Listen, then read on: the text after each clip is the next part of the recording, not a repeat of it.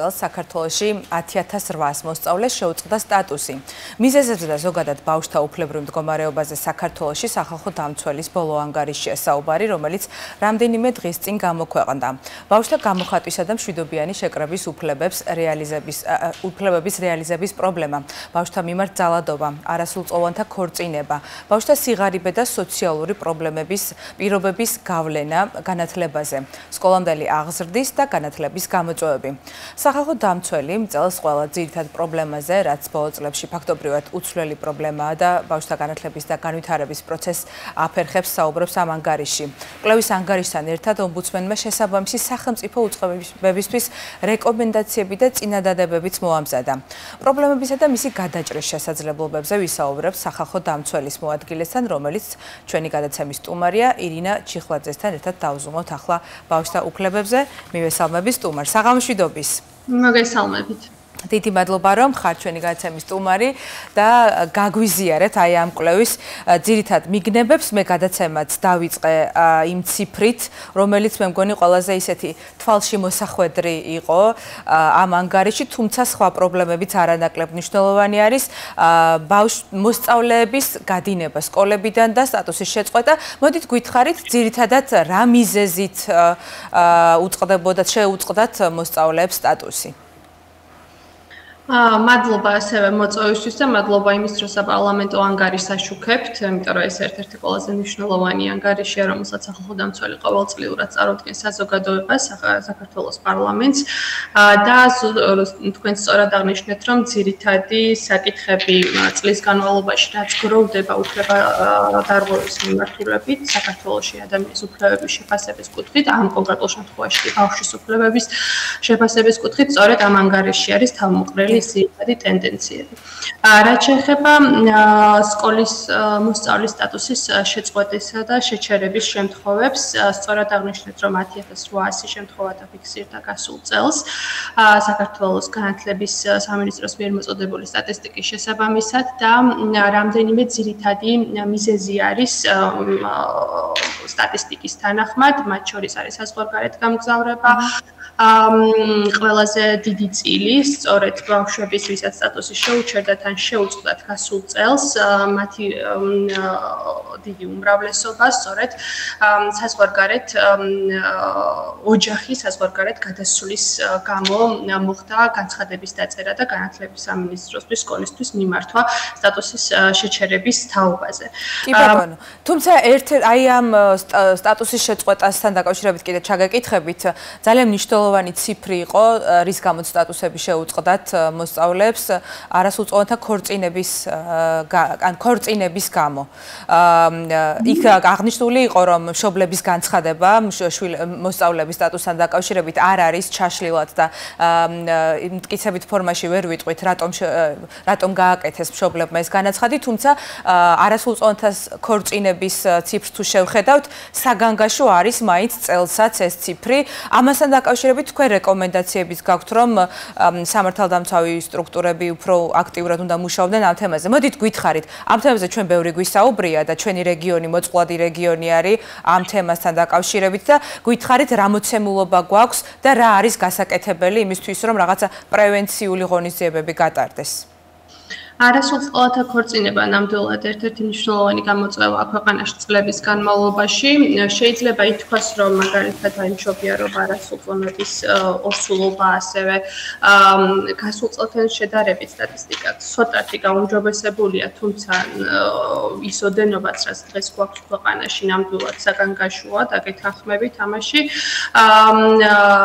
აუცილებელი აღინიშნოს სტატისტიკის წარმოების სწორი მეთოდოლოგია ის მნიშვნელობა, ამაზე ჩვენ ყოველთვის უსვამთ ხაზს, თუნდაც სტატუსის შეჩერების ან შეწყვეტის შემთხვევაში, ის როცა ასევე სწორად აღნიშნეთ, როცა მშობლის განცხადების საფუძველზე ხდება ბავშვის მიერ ბავშვის სტატუსის შეჩერება ან შეწყვეტა, გაურკვეველია რა საფუძველი დგას ამ განცხადების უკან ხშირ შემთხვევაში. ის სტატისტიკა რაც გვაქვს არ არის სრულყოფილი და განათლების სამინისტრო ბოლო წლების განმავლობაში მუშაობს ამ მეთოდოლოგიის შეცვლაზე, სამწუხაროდ ჩარშან ჯერ კიდევ არ ძველი მეთოდოლოგიით ითვლიდნენ და იმედი გვაქვს, რომ მომავალში მაინც უფრო სრულყოფილი მონაცემები გვექნება და უფრო ჯეროვანი ანალიზის და დასკვნების საშუალება მოგვეცემა.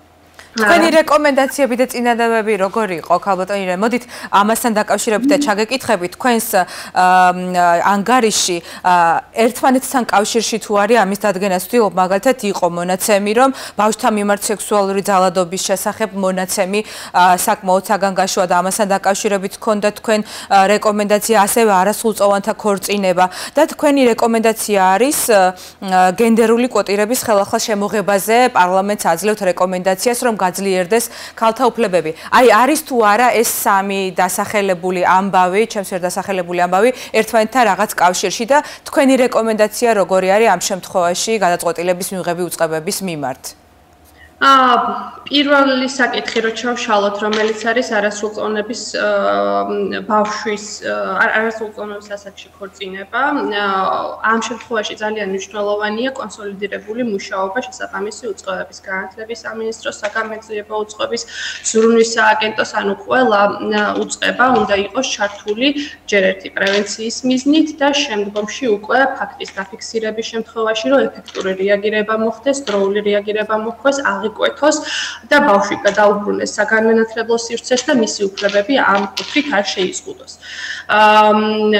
მეორე რაც ვთქვით ხო, სექსუალურ ძალადობასთან დაკავშირებით, ჯერ ერთი ბავშვის მიმართ ჩადენილი დანაშაულების წარმოების სტატისტიკას, ესეც ნახსენები გვაქვს, რომ შინაგანსახიობთა სამინისტროში ძალიან რთულად არის ამ კუთხით საქმე და არა გვაქვს მონაცემები, რომელიც ცალსახად გვეტყოდა თუ რამდენი დანაშაული იქნა, რა სახის დანაშაულები იქნა ბავშვის მიმართ ჩადენილი.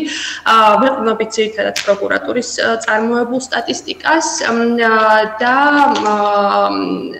აი ესეც სტატისტიკის მონაცემები, სტატისტიკისგან მიღებული ინფორმაცია არსებითია და გადამწყვეტია ხშირ შემთხვევაში, რომ სწორად დავინახოთ პრობლემა და შემდგომ უკვე პრობლემის გამოსწორების გზებზეც ვიფიქროთ, ანუ რა გაუმჯობესება გვაქვს, სად გვაქვს გაუარესება და ასე შემდეგ.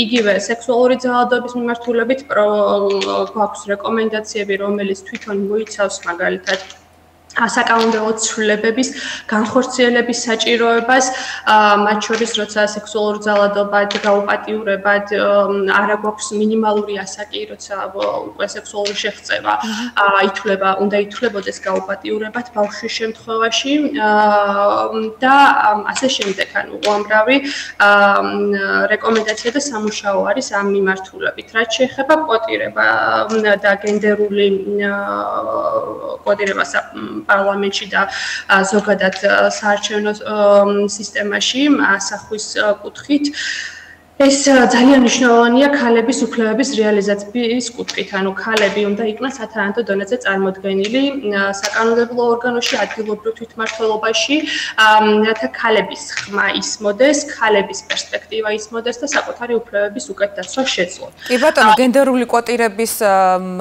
გაუქმება შარშან გადაწყვეტა პარლამენტმა და თქვენი რეკომენდაცია რომ რაღაც ამის საჭიროება ხელახლა დაანახოთ, თქვენ როგორ ფიქრობთ, ანუ დაინახავს ისე როგორც თქვენს თავაზობთ რეკომენდაციის სახით. ანუ არასრულწლოვანთა ქორწინების საკითხის მოგვარების ნაწილში წერია ზუსტად გენდერული კვოტირების ხელახალი შემოღება. ანუ რეკომენდაცია, რომელიც მიემართება საქართველოს პარლამენტს. ანუ იმუშავებს თუ არა ეს თქვენ როგორ ფიქრობთ? ანუ არასრულწლოვანთა ქორწინების საკითხის კონტექსტში ნამდვილად არ წერია, აქ ქალთა პოლიტიკურ და საზოგადოებრივ ცხოვრებაში მონაწილეობის კონტექსტში წერია, რომელიც თავისთავად ძალიან ბევრ ასპექტზე ახდენს გავლენას. მათ შორის არასრულწლოვანთა ქორწინების, ანუ შეიძლება ყველა ასპექტზე და რაც განსაკუთრებით ქალებისთვის არის მნიშვნელოვანი ამ კონტექსტში არის. ასევე გენდერული კვოტირების საკითხი პრობლემური სახალხო დამცველის გადმოსახედიდან. ჩვენს ანგარიში ძალიან კარგად არის ჩაშლილი და ნაჩვენები თუ რა გავლენა იქონია დროებითი სავალდებულო კვოტირების შემოღებამ საქართველოს პოლიტიკურ ცხოვრებაში, მუნიციპალურ დონეზე და ცენტრალურ დონეზეც. განსაკუთრებით დადებითი გავლენა ჰქონდა მუნიციპალურ დონეზე, მივიღეთ საკრებულოები, სადაც მანამდე საერთოდ არ იყო ქალი წარმომადგენლები ან არსებითად გაიზარდა 500%-ით, 700%-ით ქალთა წარმომადგენლობა, ანუ ქალების ხმა, ქალების პოზიცია, ქალების ხედვა იმ რეგიონის პოლიტიკურ ცხოვრებაში და გადაწყვეტილების მიღების პროცესში არსებითად გაუმჯობესდა სავალდებულო გენდერული კი ბატონო, უნდა გკითხოთ აუცილებლად ჩაგეკითხოთ ბავშვთა მიმართ ძალადობის პრევენციაზე. ჩვენ ვიცით, რომ სკოლებს ძალიან ბევრი პრობლემა აქვს, როცა მსგავსი кейსები გვაქვს ხოლმე, მუდმივად გამოჩნდება, რომ სკოლას არ ყავს ფსიქოლოგი და მანდატურის სამსახური, რომელიც ფსიქოლოგით უნდა უზრუნველყოფდეს სკოლებს, რაღაც რიგში დგომა ჭირდებათ სკოლებს ხშირ შემთხვევაში, ფსიქოლოგების ნაკლებობა ცალკე ამბავია. თქვენ როგორ ხედავთ აი ამ პრობლემის სისტემურ გადაჭრას, როცა ვსაუბრობთ ბავშვთა მიმართ ძალადობაზე? რამდენად მნიშვნელოვანი იქნება თქვენი რეკომენდაცია, რომ სკოლებს ყავდეთ სოციალური მუშაკები, ფსიქოლოგები, მშობლები იყვნენ ბევრად ინფორმირებულები, როგორ ხედავს სახალხო დამცველი ამ პრობლემის გადაჭრის გზას და თქვენი რეკომენდაცია რა შემდგომარეობს ამ შემთხვევაში?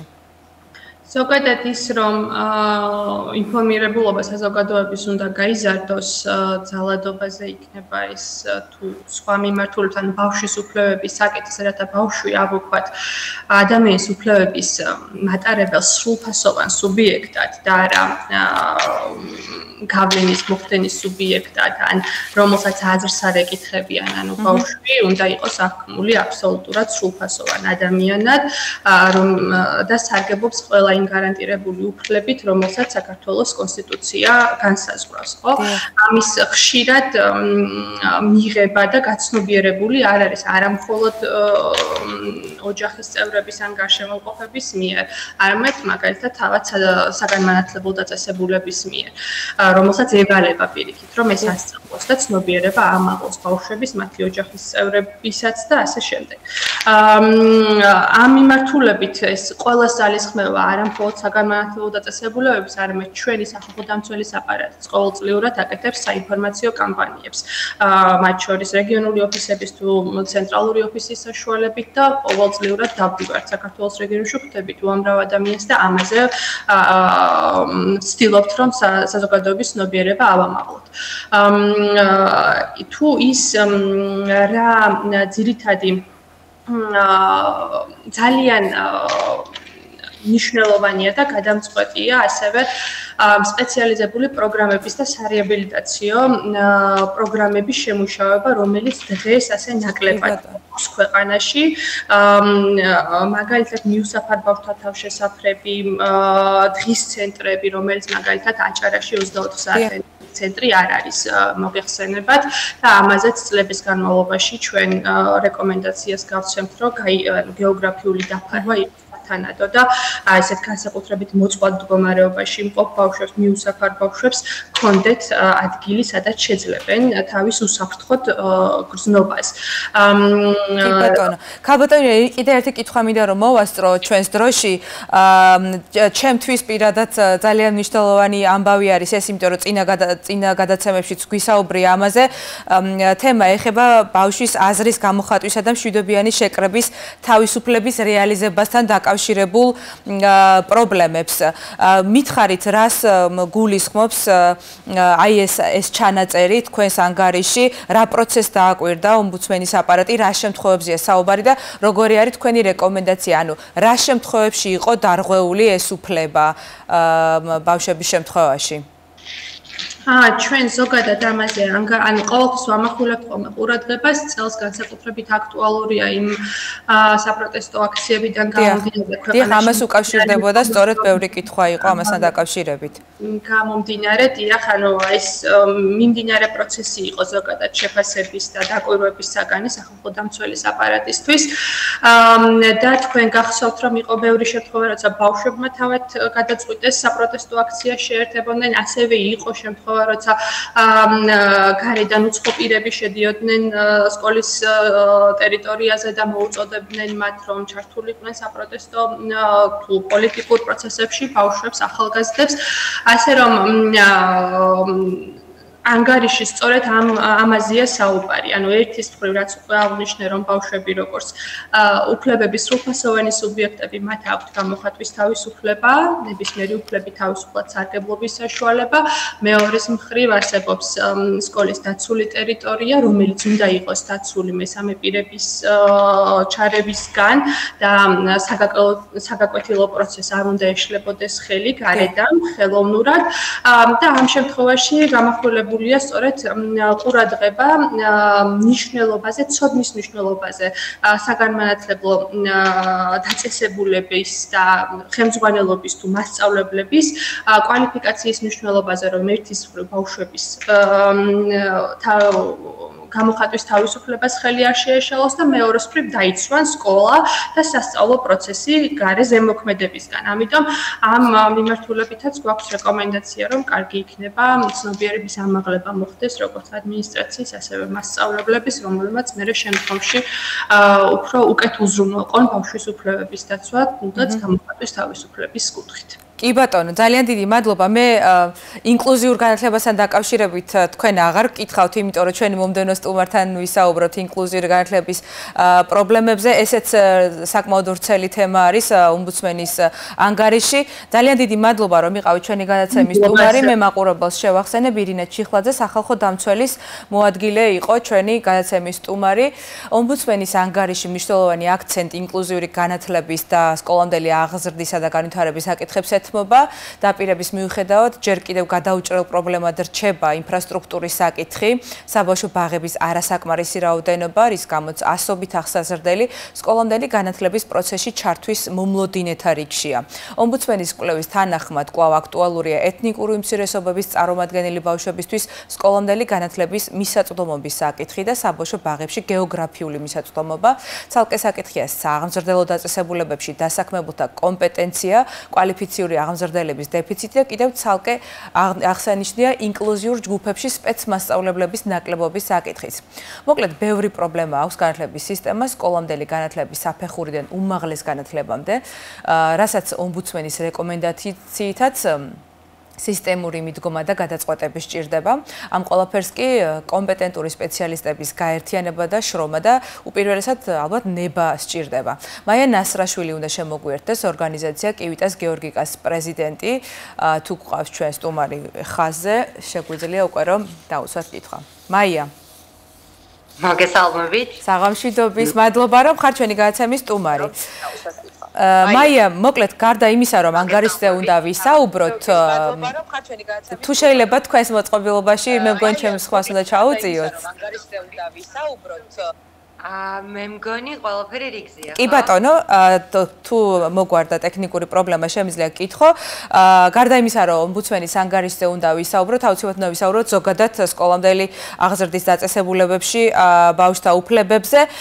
აი ანგარიშიდან თქვენთვის ყველაზე თვალში მოსახვედრი პრობლემა, რომელიც იყო ჩვენ ნაწილობრივ თქვით, რომ ინფრასტრუქტურის პრობლემა და ბაღების თვითონ შენობების ნაკლებობა, რის გამოც უამრავი ბავშვი არის გარეთ საბავშვო ბაღებში მიღმა და მომლოდინეთა რიგში. თქვენ რა პრობლემა დაინახეთ? ყველაზე მწვავე პრობლემა, რაც ანგარიში არის, ან ვერ მოხვდა ანგარიში თქვენი თვალთახედით როგორ არის? მადლობა კიდევ ერთხელ ამ თემისთვის ყურადღების დათმობისთვის და მადლიერი ვარ იმიტომ, რომ რაღაცნაირად აღარ არის ახლა მედიაში ხშირად იმის დრო, რომ ვილაპარაკოთ განათლების სფეროში არსებულ გამოწვევებზე და მით უფრო სკოლამდელი განათლების სფეროში არსებულ გამოწვევებზე. ანგარიშს რაც შეეხება, რა თქმა უნდა, მადლიერნი ვარ რომ გვაქვს ამის შესაძლებლობა, რომ თუნდაც გამოკვეთილი იყოს იგივე ენობრივი ბარიერის გამოწვევები, რომელიც ახალხოდამცველის ანგარიში მოხდა, თუმცა ანგარიში ერთ-ერთი რაც მნიშვნელოვანია და ალბათ უნდა ითქვას, რომ ძალიან კარგ სურათს იძლევა ქვეყანაში არსებული მდგომარეობის ზოგადად სახელმწიფო ინსტიტუტების და პოლიტიკოსების დამოკიდებულებაზე ბევრს ამბობს სკოლამდელი განათლების მიმართ და ეს არის ზუსტად ის, რომ 2023 წელს დაანონსდა, რომ 330 ახალი საბავშვო ბაღი გაჩნდებოდა ქვეყანაში და 555 ახალი საბავშვო ბაღის 555-ის რეაბილიტაცია მოხდებოდა. სამწუხაროდ დღეს სახელმწიფო ანგარიშის მიხედვით 2024-2025 წლებში არის 5 ახალი საბავშვო ბაღი აშენებული, რაც რა თქმა უნდა ძალიან ბევრს ამბობს. რაც ცხადია არ არის საკმარისი. გარდა ბაღების შენობების დეფიციტისა, მაია, მე ვიცი რომ თქვენ სწავლობთ ზოგადად სტანდარტზე, საბავშვო ბაღების სტანდარტზე, ინფრასტრუქტურულ და შინაარსობრივ. ეხლა თან მიდის საბავშვო ბაღების ავტორიზაციის პროცესიც, ხომ? დაწყებულია უკვე და ჯერ არ დასრულებულა. ანუ როგორი საბავშვო ბაღები გვაქვს საქართველოში, რაც გვაქვს, როგორი უნდა იყოს მათი სტანდარტი და შეესაბამება თუ არა ავტორიზაციის დოკუმენტით და წესებით გათვალისწინებულ სტანდარტებს ის რაც გვაქვს, აი რა პრობლემები გვაქვს? ძალიან რთული შეკითხვაა, იმიტომ რომ დღეს არსებული საქართველოში არსებული საბავშვო ბაღებიდან ძალიან ცოტა ალბათ, რომელიც შეესაბამება ავტორიზაციის სტანდარტს და ავტორიზაციის სტანდარტის გვერდზე რო გავწიოთ, ალბათ ყველაზე მნიშვნელოვანი საკითხი არის ის, რომ საბავშვო ბაღმა თუ გვინდა რომ შეესრულოს თავისი მთავარი ფუნქცია, გარდა იმისა, რომ იყოს თქვათ არა მხოლოდ შესაძლებლობა მშობლისთვის, რომ ბავშვი წაიყვანოს, იქ დატოვოს და თქვათ პირობითად ის, რომ სამსახურშია, სადღაც სივრცეში იყოს ბავშვი, სადაც მას მოუვლიან და მინიმუმ რაღაცა ელემენტარული საფრთხობის წესები იქნება უზრუნველყოფილი. ძალიან მნიშვნელოვანია, რომ ეს სივრცე იყოს საგანმანათლებლო სივრცე და იმისთვის, რომ საგანმანათლებლო იყოს სივრცე, რამდენიმე პირობაა აუცილებელი. ერთი ეს არის კვალიფიციური პერსონალი და პერსონალის კვალიფიკაციას სჭირდება ძალიან ხანგრძლივი, ძალიან რუდუნებით, ძალიან ისეთი ჩაკვირვებული ყოველდღიური სისტემატიური კვალიფიკაციის ამაღლება, მით უფრო, როდესაც ასე პოლიტიზირებულია სკოლამდელი განათლების სისტემა, ასე პოლიტიზირებულია ზოგადად სფერო, აღმზრდელები, ბაღის მენეჯერები, იქ დასაქმებული პირები, მეორე მნიშვნელოვანი ნაწილი არის რესურსი, იმიტომ რომ ძალიან ხშირად არის რომ ელემენტარული საგანმანათლებლო რესურსი არ არის საბავშვო ბაღში და ამაზე ძალიან ბევრი გვისაუბრია, თქვენც არაერთხელ დაგიწყდა. კი ბატონო. 4 წელია ვსაუბრობთ საბავშვო ბაღებში სპეციალისტების კვალიფიკაციაზე, კომპეტენციაზე, დეფიციტზე და 4 წელია მე მგონი არც არაფერი არ შეცვლილა ისე თვალში მოსახვედრად, ხო? რატომ ვერ ხერხდება აი ამ პრობლემების მოგვარება? მე მინდა რომ რაღაცნაირად დავაკავშირო თვითონ ამ სპეციალობის პრესტიჟზეც. ანუ სკოლამდელი აღზრდის დაწესებულებებში მუშაობა ჯერ კიდევ რაღაც არ არის ესე პრესტიჟული, ესე ვთქვა, არ ვიცი ეს სწორი სიტყვა არის თუ არა, მართალი გითხრათ, მაგრამ კვალიფიკაციის ნაკლებობა არის თუ არა რაღაცა კავშირში ამასთანაც, რომ ადამიანებს არ უნდათ. მე მინდა შეგახსენო. სპეცმასწავლებლების ამბავი კიდე ცალკე ამბავია, მაგრამ მინდა რაღაცნაირად დაუკავშიროთ ამასაც, იმიტომ რომ სპეცმასწავლებლების დეფიციტიც გვაქვს სკოლამდელი აღზრდის დაწესებულებებში. რატომ ხდება ეს ასე, რატომ მე მინდა შეგახსენოთ ძალიან მნიშვნელოვანი ერთი საკითხი, წინა საარჩევნოთ, სულ რამდენიმე თვის წინ და ვინც ჩემს სოციალურ გვერდს თვალს ადევნებს, მე ძალიან აქტიურად ვიცავდი ზოგადად სფეროს სპეციალისტებს, მაგრამ ძალიან გული მტკიოდა ამის გამო. წინა საარჩევნოთ არაერთი ინფორმაცია გავცელდა, არაერთი ვიდეო ჩანაწერი, არაერთი ხმოვანი ჩანაწერი იმის შესახებ, რომ საბავშვო ბაღებში გროვდებოდნენ ადამიანები პერსონალი იმისთვის, რომ ისინი წასულიყვნენ არჩევნებზე, ან ისინი წასულიყვნენ ხელისუფლების მიერ დაგეგმილ მხარდამჭერ აქციებზე. როცა საკითხი ეხება ასე პოლიტიკურად გაჯერებულ სფეროს, ძალიან რთულია სფერო იყოს პრესტიჟული. Domnul sfero აღარ არის დამოუკიდებელი. Როცა იქ მომუშავე პერსონალისთვის ამდენად მნიშვნელოვანია, რომ ის იყოს დასაქმებული და მისი დასაქმება პირდაპირ კავშირშია პოლიტიკურ ფონთან ქვეყანაში, ეს ძალიან რთულ პირობებს და რთულ გარემოს ქმნის და აისახება საგანმანათლებლო პროცესზე. რაც შეეხება თქვენ აღნიშნეთ სპეცმასწავლებლები, რომლებიც პრესტიჟის თვალსაზრისით შედარებით უფრო პრესტიჟულ საქმიანობას ითვლება დღეს საქართველოში. ზოგადად ინკლუზიურ განათლებაზე, რაც ყველაზე მეტად მიწყდება გული, ძირითადი საჭიროება იმ ქვეყნებში, სადაც კარგად არის მოწყობილი ინკლუზიური განათლება, სადაც ნებისმიერი საჭიროების მქონე ბავშვს შეუძლია რომ მივიდეს საბავშვო ბაღში, ძირითადად არის დამოკიდებული პერსონალის კვალიფიკაციაზე. შედარებით ნაკლებად არის დამოკიდებული საბავშვო ბაღის რესურსზე, იმიტომ რომ როცა პერსონალი არის კვალიფიციური, მას შეუძლია შექმნას პირობები საბავშვო ბაღის სივრცეში, იმისთვის რომ ყველა ბავშვს ჰქონდეს შესაძლებლობა რომ იაროს. ბატონო, მაია, რაღაც შეჯამების სახით მინდა რომ გკითხოთ და მოდით ესე დაგისვამთ კითხვას. აი ამ ანგარიშმა რა დაგვანახა? უფრო არის აღსრულების პრობლემა, იმიტომ რომ კანონი ყველა მიმართულებით, საკანონმდებლო რეგულაცია გვაქვს ყველა მიმართულებით რა პრობლემებზეც არის ანგარიში საუბარი. აქ აღსრულების პრობლემა გვაქვს თუ უფრო ნება არის მნიშვნელოვანი აი ამ პრობლემების მოგვარების პროცესში. რა დაინახეთ თქვენ? მე არ მინდა სახალხო მსვლის აპარატის იმ თანამშრომლებს ვაწყენინო, რომლებიც ამ თემაზე მუშაობდნენ, მაგრამ ამ ანგარიშმა ნამდვილად დაგვენახა, რომ არც აპარატისთვის არ არის სკოლამდელი განათლება პრიორიტეტული. Domnul am ანგარიში გაცილებით მეტი პრობლემა უნდა იყოს წარმოჩენილი, ვიდრე დღეს ამ ანგარიში წერია.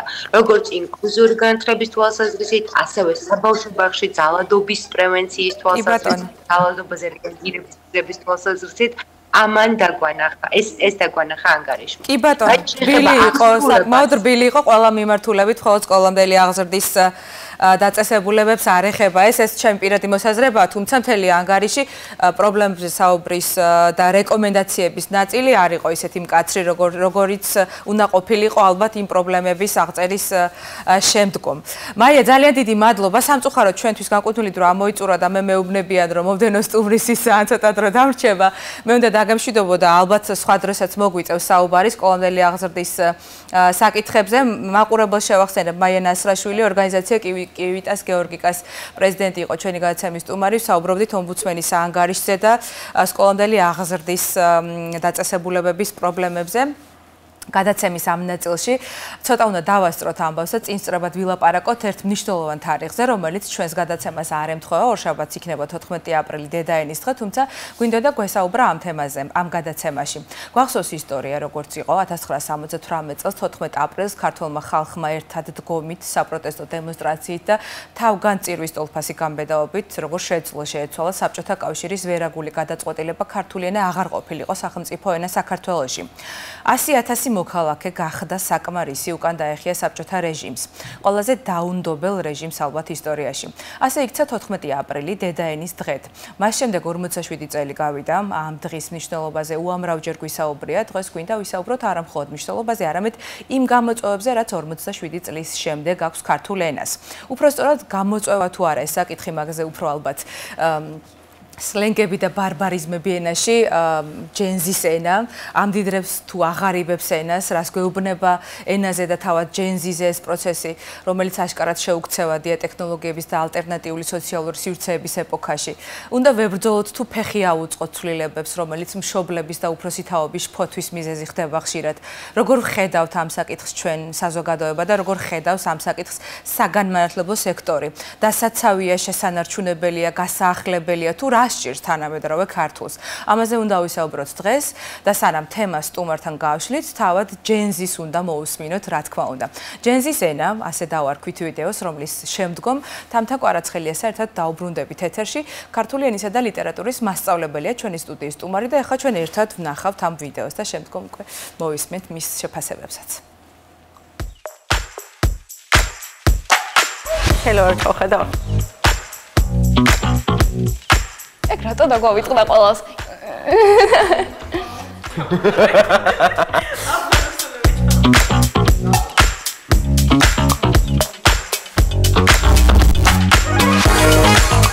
თინეიჯერი არის ისეთი ასაკი და პერიოდი, როდესაც შენ თავს პოულობ აი ბოლომდე.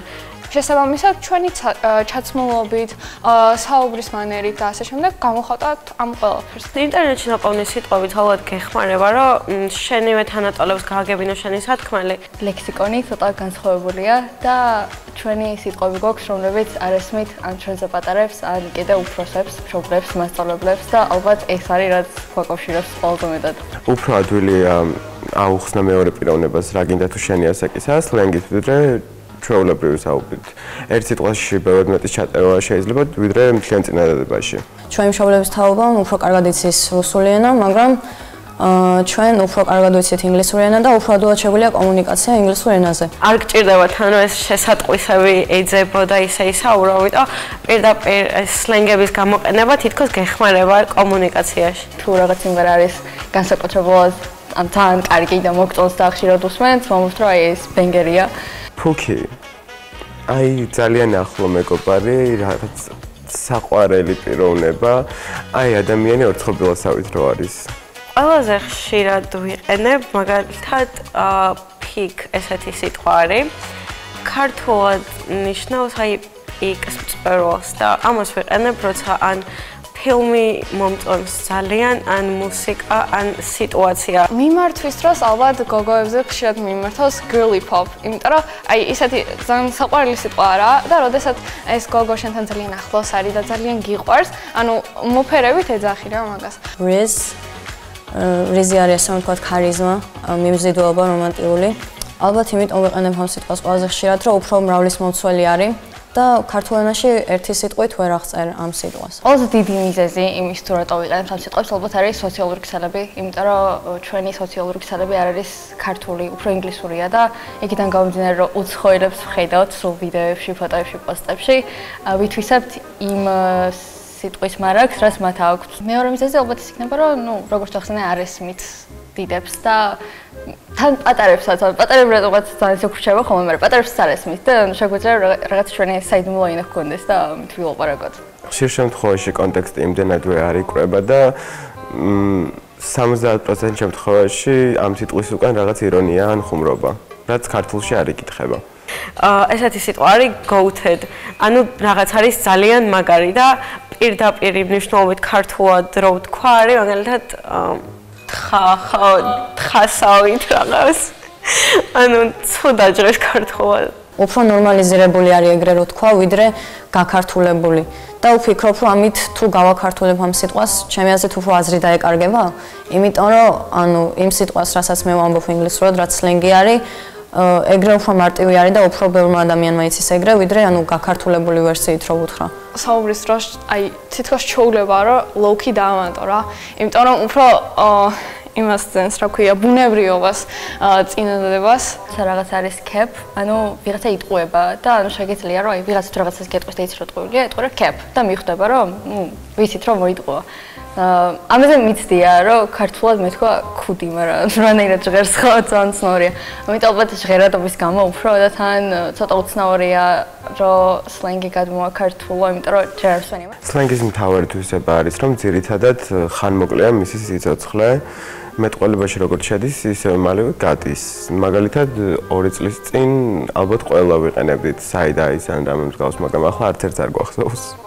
და ჩემი აზრით ახლა გამოყენებადი სლენგის დიდი ნაწილიც მასე იქნება 2 წლის შემდეგ, მაგრამ არის რამდენიმე ეგზემპლარი, რომელიც უკვე საკმაოდ დიდი ხანია ცოცხლობს, მაგალითად სლეი.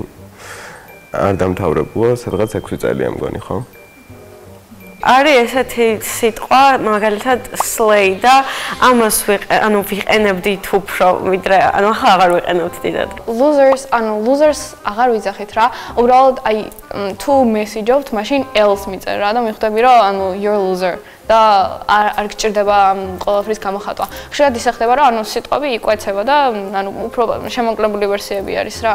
მაგალითად აბრევიატურებსაც ხშირად ვიყენებთ მიწერისას რა to be honest, like TBH. ძალიან ცნობილი სიტყვა იქნება cringe.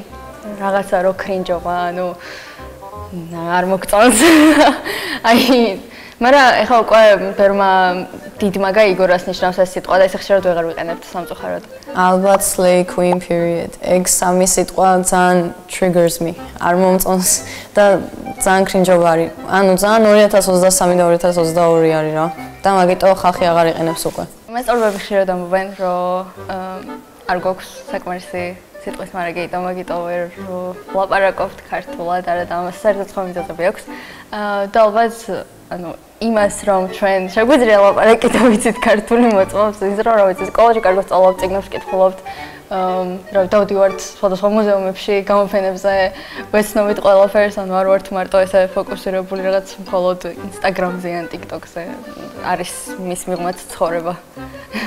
არ შემქნია რაიმე პრობლემა სკოლასთან და მასწავლებელთან დაკავშირებით, იმიტომ რომ მყავს ძალიან ახალგაზრდა ქართულის მასწავლებელი და I love her. მე რაც შეეხება იმას, ხშირად ვერ გვიგებენ, არა უფრო, მათთვის ახალია და თაობათა შორის უთანხმოება ყოველთვის იყო და ეგ ყოველთვის იქნება რა. იმიტომ რომ ის სხვა თაობა, სხვა გაგება აქვს და ჩვენ სხვა მოსაზრება. ერთ იდეაზე ყველა ადამიანს განსხვავებული შეხედულება აქვს და ეგ ბუნებრივია რომ არ იქნება ერთნაირი რეაქცია ამაზე. თუმცა ისე უნდა იყოს რომ მიმღებლობა გქონდეს ორივესი. ჯერ და დარწმუნებული ვარ რომ მათაც ქონათ რაღაც ეგეთი სიტყვები, თუნდაც პროსტა ვაფშე იყენებდნენ ამას, ვიცი რომ იყენებთ.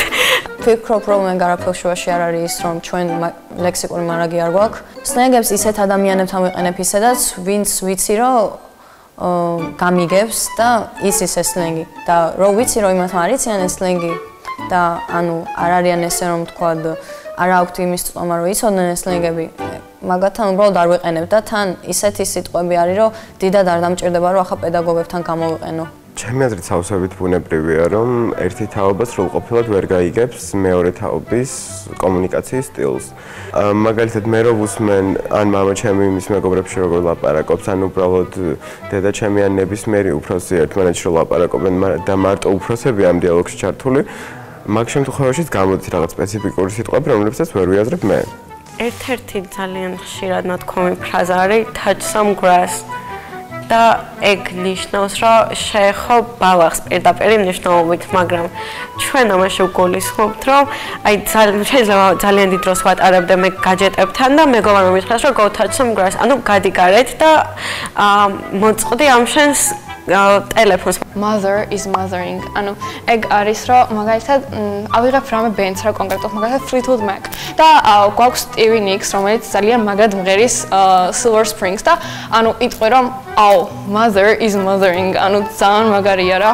ეს არის ესეთი ძაღლი, არ ვიცი რაღაც ცხოველი, რომელიც არის ჯიბებში აქვს ხელები ჩაწყობილი და არის ძალიან მშვიდი და გაწონასწორებული და როცა ეგეთ ხასიათზე ვართ, რომ არც რაღაცა ძალიან განსაკუთრებულად აჟიტირებულები და არც რაღაც სულად ვართ, მომბთ რომ ვართ chill guys და ესე აღვწერთ ჩვენს განწყობას. Demure. რაღაცა სრულყოფილი, რაღაცა ძალიან ლამაზი, რაღაცა უკვე გათვლილი. ადამიანი, რომელიც ფიქრობს, რომ როგორ ახსნა.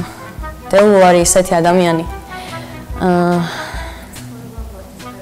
ხო რა, ძალიან ფანტაზიებში რო არის, რეალისტური რო არ არის რა, ფიქრობს, რომ ყველაფერი ძალიან კარგი არის და რაღაცა და რეალისტურად რო არ უყურებს, ძალიან ოპტიმისტი რო არის. Ghosting არის, როცა ვიღაცა არ გპასუხობს მესეჯებზე, უცებ ქრება და ამას იმით აღწერ, რომ გოსტავს.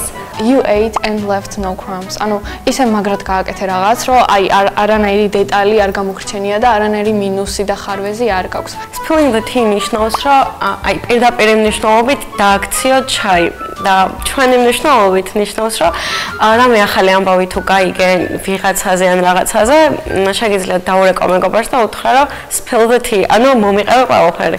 კრინჯობა ძალიან როგორ ავხსნა. რაღაცა რაც მკრინჯავს არის painful to watch. ანუ ძალიან მტკივნეულია რომ ახლა ამას ვუსმენ რა. ჩემი ყურებისთვის ცუდია.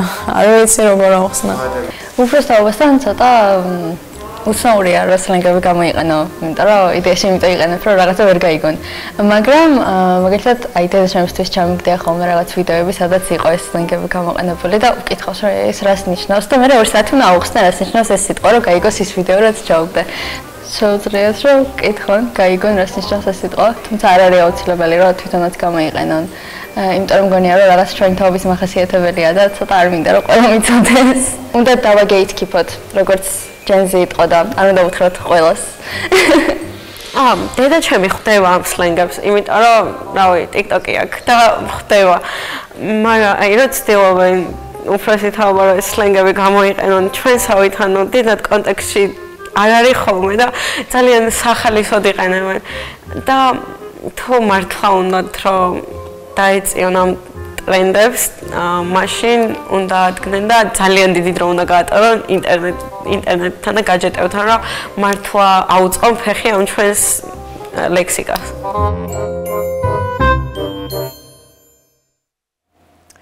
თამთა კვარაცხელია, ქართული ენისა და ლიტერატურის მასწავლებელი გვყავს სტუდიაში. ისმენდით ახლა თქვენ მოსწავლებს, იცოდით თუ არა ეს სლენგები რაც მათ ახსენეს? მოგესალმებით, მადლობა მოწვევისთვის და ასეთი სახალისო ვიდეოსთვის, იმიტომ რომ არ ვიცოდი ნამდვილად. 1-2 ისეთი ყური მაქვს მოკრული, მნიშვნელობაც ვიცოდი, მაგრამ მართალი გითხრათ, არც მიცდია დავწეოდი ამ თაობას, იმიტომ რომ ამ თაობას თავისი მოქმედების არეალი აქვს ჩვენი და ასე რომ დაიქონდეთ მათ თავიანთი განსხვავებული ენა. აი რას გვეუბნება ჯენზის ენა? უნდა აღვიქვათ ეს პრობლემად თუ არ აღვიქვათ პრობლემად? იცით რა, არ არის ეს პრობლემა. იმიტომ თვითონ ძალიან კარგად აღნიშნეს ბავშვებმა, რომ ეს არის მათი თაობისთვის დამახასიათებელი, ეს არის მოკლევადიანი. აი, როდესაც სხვა თაობა წამოვა და იმ სხვა თაობას უმცროსებს ექნება სხვა ენა, მაშინ თვითონაც აღმოჩნდებიან ამ მდგომარეობაში, როგორშიც ახლა ჩვენა ვართ, ბევრ რაღაცას ვერ გაიგებენ, ზოგიერთ შეინარჩუნებენ, ზოგიერთ ვერ შეინარჩუნებენ და ასე შემდეგ. მართლები არიან, რომ ყველა თაობას თავისი ენა აქვს, თავისი სლენგი აქვს. მეცაც გეტყვით სალიტერატურო ენა და საშინაო ენა, სალაპარაკო ენა ყოველთვის განსხვავდებოდა. ნიკოლოზ ბარათაშვილის წერილებს რო ვასწავლი მოსწავლებს, იქ ძალიან კარგად ჩანს ეს ამბავი შინაურობაში, როგორ მეტყველებს ნიკოლოზ ბარათაშვილიც კი 2 საუკუნის წინ. ასე რომ ეს ჩვეულებრივი ბუნებრივი ამბავია. პრობლემა სხვა რამეა. კი ბატონო. აი ერთ წინადადებაში მაგ ბავშვებს ვერ დავეთანხმები, რომ ქართული ენის ლექსიკა კარგად აქვთ ათვისებული სამწუხაროდ ვერა. ბავშვებს კი არა, ჩვენც გვიჭირს. და ყოველდღიურად ვხედავთ ჩვენ ამ პრობლემას ელემენტარული სიტყვები აღარ ვიცით, აღარ ვიყენებთ ჩვეულებრივად და ამიტომ ამან გამოიწვია ახალგაზრდებში კიდევ უფრო მეტად გაღარიბება ლექსიკის. აი მაგალითად გეტყვით, ბოლო 1 კვირის ამბებს მოგიყვებით ჩემი პედაგოგიური პრაქტიკიდან. ეს მხოლოდ ახალგაზრდების პრობლემაა? არა, მხოლოდ ახალგაზრდების არა, ახალგაზრდებთან უკეთესად ჩანს, იმიტომ რომ ისინი ახლა სწავლობენ ნაწარმოებებს, თქვათ სიტყვაზე ვამბობ, რა ეცნობიან ლიტერატურულ ტექსტებს და ვერ იაზრებენ, იმიტომ რომ სიტყვები არ იციან.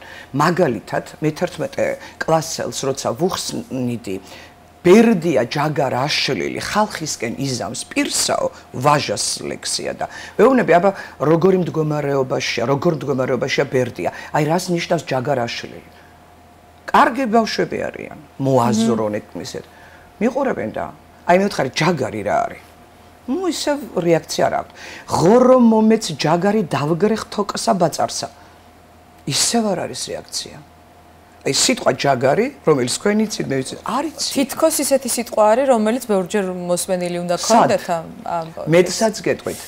რწყილი რომ ეუბნება ამას ღორს, ესეც არიციან. რატომ? იმიტომ რომ ზღაპრებს არ კითხულობენ. არიციან ამ ბოლო ერთი კვირის დაკვირვების შედეგად ბელტი, ნახნავი, ხნული გუთანზე და ეგეთ რამებზე ლაპარაკი ზედმეტია. დღეს დავსვი შეკითხვა მერვე კლასელებთან. ბაშიაჩუქს სწავლობთ და ცული, წალდი დაგუჭირდა და რა თქმა უნდა სამუშაო იარაღებია, მაგრამ არიციან და ვეუბნები ცულს მოვიტან ცულცულასა ხელეჩოს და წალდუნასა. კი ბატონო, არიციან. მე არ გეთანხმებით, რომ ეს მხოლოდ თანამედროვე ჯენზის პრობლემა არის, იმიტომ რომ ზოგადად ლექსიკური სიღარიბე, ყველა თაობის პრობლემა არის, ვინც არ კითხულობს წიგნებს, მოდი ესე ვთქვათ პირდაპირ. აი, სოციმედიის პირობებში, როცა შეუქცევადი პროცესი გახდა ეს და სლენგების შემოდინებას ვერ გავაკონტროლებთ ჩვენ, ხო, და ბარბარიზმების, როგორ რა მეთოდებით უნდა დავაზღვიოთ რისკები? არის თუ არა ეს ისევ რაღაცა წიგნების წაკითხვაში, არის თუ არა გამოსავალი? აი, მაგამდე მივედით. კი, მაგრამ ნახეთ, მე ყურადღება და აქცენტი გავაკეთე რამდენიმე ისეთ სიტყვაზე, რომლებზეც იტყვიან ჩვენი მასწავლებლები, რომ მათმა მოსწავლეებმა ეს იციან. ჩვენ დარწმუნებულები ვართ, რომ იციან და სინამდვილეში არიციან. რა განაპირობებს იმას, რომ არიციან? ცხოვრების წესი, მაგალითად. არა, კომპლექსური პრობლემა არის ეს. პირველ რიგში ის, რომ ნაკლებს კითხულობთ. არა და ეს ზღაპრები, რომლებიც მე ვთქვი, ხო, ეს დაბალკლასებში ნასწავლიან. კარგადაც აქვთ ნასწავლი, მაგრამ ყოველდღიურ მეტყველებაში არ ხვდებათ სხვა ტექსტებს აღარ კითხულობენ, ან თუ კითხულობენ, მომენტალურად ივიწყებენ. ბავშვებმა მართალი თქვეს, ძალიან დიდ დროს ატარებენ გაჯეტებთან და ტვინი, რა თქმა უნდა, მიდრეკილია იმისკენ, რომ ადვილად გაიადვილოს საქმე. ნახეთ როგორია, მე რომ ინფორმაცია მიმეხო, ჩემს თაობას რომ მიიღო, უნდა წავსულიყავი ბიბლიოთეკაში, უნდა დამჯდარიყავი, წიგნი წამეკითხა, მე დამეკონსპექტებინა, რაღაცა აზრი გამეგო, მე ეს გამემეორებინა და ახლა ტვინმა, ჯენზის ტვინმა იცის, რომ ამისთვის ამდენი ძალისხმევა არ არის საჭირო, არც ამდენი რესურსის გამოყენება დააჭერს ღილაკს და ხელოვნური ინტელექტი ყველაფერს ეტყვის, მაგრამ როგორც კი ეტყვის, ასეა, გასაგებია, ოკეი, ამბობს, წაიშალა. მეხსიერებიდანაც წაიშალა. ეს არის პრობლემა. და თუ ჩვენ რას ვახვედრებთ ქალბატონო თამთა გამოსავლოთ მაგალითად აი ბავშვებიც საუბრობდნენ რომ კონკრეტულ შესატყვისებს ვერ პოულობთ თუნდაც ძალიან კარგად ვიცოდეთ ქართული ენა და დაუშვათ იმ ადამიანების მაგალითი რო ავიღოთ ვინც ძალიან კარგად იცის ქართული ენა ენათმეცნიერები მუშაობენ ხოლმე ამ საკითხებზე და გვახსენდება შარშან რომ აი შლოპანცების შესატყვისი შლაპუნები მოიფიქრეს ძლივს და ბევრი სიტყვის შესატყვისი საერთოდ ვერ მოიფიქრეს იმიტომ რომ არ გვაქვს ჩვენ ქართულში ისეთი მოქნილი და სხარტი შესატყვისი როგორიც ჟღერს დედანში ესენა ხო აი მაგალითად დაშეარება კონკრეტულ შემთხვევებს ვერ არქმევს სახელს მაგალითად გაშეარებას ვამბობთ ხშირად ხო ანუ გაზიარება შეიძლება ვთქვათ გასულად მაგრამ ეს გაზიარება არ არის იმ კონკრეტული შემთხვევის შესატყვისი იმიტომ რომ გაშეარება პირდაპირ ელექტრონულად რაღაცის გაგზავნას გულისხმობს ხო აი რას ვეუბნებით ბავშვებს როცა ვუკრძალავთ რომ სლენგები არ გამოიყენეთ და თქვენი ლექსიკონი იყოს რაღაცა სალიტერატურო არა, ნახეთ, არ ვფიქრობ ასე, რომ ეს პრობლემაა. არის რაღაც სიტყვები, რომლებიც ჩვენ ენაში არ აქვს და ეს შემოვა, დამკვიდრდება და ენა თვითონ გაცხრილავს ამას. ეს კი არ არის პრობლემა, რაც გვაქვს ლიტერატურული ქართული. აი ამას არ ვიყენებთ, თორე აქ ბავშვებმა ძალიან სწორად დასვეს ეს საკითხი და გადაწყვიტეს კიდეც რომ ეს არის მათი თაობისთვის დამახასიათებელი, მათი შინაურული ენა, მაგრამ როცა ოფიციალურ ტექსტებს ვქმნით, როცა ოფიციალური ტექსტებით გამოვდივართ მედია საშუალებებში, როცა ვესაუბრებით ერთმანეთს აი ესეთ არაშინაურულ დონეზე, ხო, დიპლომატიური ენით თქვა, რას ვიყენებთ? ეს ზოგადი განათლების პრობლემა არის ალბათ და არა რა ჯენზის რო ბრალდება ენის შეფერილობა ამიტომ ვაკეთებ ამაზე ამ ხელს ვაბრალებ განათლების სისტემას ვაბრალებ მშობლებსა და საზოგადოებას ვაბრალებ და გამოსავალი მგონი ერთი რამ რომ მიუხედავად იმისა რომ ძალიან მოკლე მეხსიერება აქვს ამ თაობას ძალიან ცდილობს ყოველთვის გაიოლოს საქმე ეს ჩვეულებრივი ბუნებრივი პროცესია მაგრამ ჩვენ უნდა უკითხავდეთ სანამ სკოლამდელ დაწესებულებებში დადიან სკოლაშიც რაღაც მომიჯი შინ უნდა ვუკითხავდეთ სკოლაშიც უნდა ვთხოვდეთ ვერ მეტყველებენ გაბმულად ბავშვები დავაკვირდეთ აბა სამწუხაროდ უფროსებიც ხშირ შემთხვევაში ვერ მეტყველებენ, მაგრამ მოყოლის კულტურა იკარგება. სკოლაში როდესაც რაღაცას ვაცლებთ მოსაყოლად, ხო, ამბის მოყოლა, აი პრეზენტაციის უნარები, რაღაცის ახსნის. გეუბნებიან, კითხვები დამისვით და გიპასუხებთ, იცის, განა არ იცის. მაგრამ აი ეს გაბმითი მეტყველება არის პრობლემა. ეს ტექნოლოგიებზე დამოკიდებული, რა თქმა უნდა, გაჯეტებზე დამოკიდებული, მოკლე ტექსტურში. აი ნახეთ, ერთი სიტყვა ვიცოდი მანდმე, ლუზერი და აი მაგასაც ამოკლებენ, ლს წერს და გეუბნება. ეს გასაგებია, მაგრამ პრობლემა არის ის, რომ ჩვენი მდიდარი ენა ხელიდან გვეცლება. კი ბატონო, ბოლო კითხვას დაგისვამთ და მოკლედ მიპასუხეთ, ამდიდრებს თუ აღარიბებს ენას სლენგები? ამდიდრებს მაინც მგონია, ოღონდ აი იმ ენაში არსებული სიტყვების ხარჯზე, ჩვენი ძვირფასი მარგალიტების ხარჯზე არ უნდა შემოდიოდეს, არც შემოდის ეგრე. ნახეთ, შემოვიდა რაღაც თაობა იყენებს, სხვა თაობა ხო ამას არ იყენებს. მე მინდა რომ ამასთან ერთად ესმოდეთ სხვა თაობების ენაც ამბავშვებს და ეს სხვა თაობებიც ჩემი თაობაც უფრო გამართული, უფრო კარგი, უფრო მდიდრული ქართულით ლაპარაკობდეს და პრობლემა არ ქონდეს ჯენზის მაგალითად როცა ვასწავლით იდოსტატის მარჯვენას ჯოჯოხეთად იქცა უკვე რამდენიმე წელია ამის გაგებინება ელემენტარული სიტყვების მარაგი არ აქვთ. კი ბატონო, მაგრამ ეს სლენგის ბრალი კი არ არის. ჩვენ უნდა ვიყოთ როლური მოდელები მათთვის. ჩვენ უნდა ვიყოთ როლური მოდელები და განათლების სისტემამ ბევრ რაღაცას უნდა გადახედოს და ესეთი ყბადაღებული ამბავი რომ საზეპიროები არ მისცეთ, საზეპიროები დაზუსტყვისთვის კი არა, ლექსიკური მარაგის განვითარებისთვის, კარგი ლექსების სწავლა, მოყოლის კულტურის განვითარება, არა მხოლოდ ქართულ ენასა და ლიტერატურაში, ნებისმიერ საგანში. ჩემი აცგანსვენებული მათემატიკის მასწავლებელი იმდენს მალაპარაკებდა თეორიებზე და ისე მტკიცებინებდა ამ თეორიებს ისეთი ლოგიკური კავშირების გამოყენებით, რომ მე ბევრი რამ ისგან ვისწავლე. ყველა საგანში, ყველა მასწავლებელთან შინ გარეთ საზოგადოებაში უნდა ვიმეტყველოთ, ვილაპარაკოთ და ველაპარაკოთ ამ თაობას. კი ბატონო, ძალიან დიდი მადლობა ქალბატონ თამთა, რომ გაგვიზიარეთ თქვენი მოსაზრება და მე გეთანხმებით მოსაზრებაში, რომ ამდიდრებს ახალი სიტყვები და ცვლილებები ენას და არა აღარიბებს და ამ შემთხვევაში ღიად გამოვხატავ, რომ ჯენზის მხარდამჭერი ვარ და ძალიან მომწონს მათი სისხარტე და გონება מחვილობა, რომ ცდილობენ ახალი სიტყვების გამოყენებას საუბარში და ძალიან დიდი მადლობა თამთა კვარაცხელია, ქართული ენის და ლიტერატურის მასწავლებელი იყო ჩვენი ემის სტუმარი, სანამ დასავლური ცივილიზაციის ცვლილებები ჯენზის და სხვების ცხოვრებას ცვლის, ჯენზის ნაწილის ცხოვრება ციხის იზოლაციაში გრძელდება. სწორედ იმიტომ, რომ მათ ღიად გამოხატეს ყოფილიყვნენ ამ ცივილიზაციის ნაწილი. თუმცა ამ პროცესს ვეღარაფერი შეცვლის, იმიტომ რომ ჯენზი უკვე ნიშნავს თავისუფლებას, თუნდაც ციხეში. ჩემი სოლიდარობა თავისუფლებისთვის მებრძოლ ზეტებს და არა მხოლოდ მათ, თავისუფლება ზვიად, თავისუფლება მზიას. მომდევნო ხუთშაბათს შევხვდებით ერთმანეთს 6 საათიანი საინფორმაციო დასრულებისთანავე. ნახვამდის.